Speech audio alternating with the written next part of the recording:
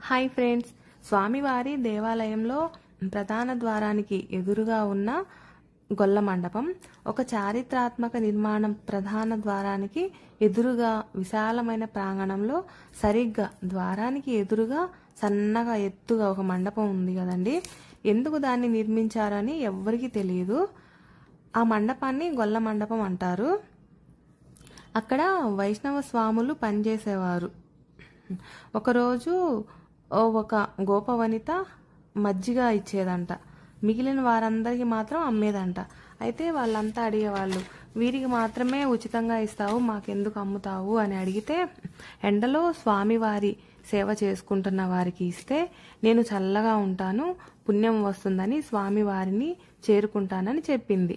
అయితే అక్కడ ఉన్న అనంతవారులు చూపించిన వీరిని అడిగితే మోక్షం ఇప్పిస్తారు అని చెప్పారు. ఆమె అనంతవారిని అడిగిందంట, మీరు చెప్తే తిరుమల స్వామి నాకు మోక్షం ఇస్తారు స్వామి అని చెప్పిందంట.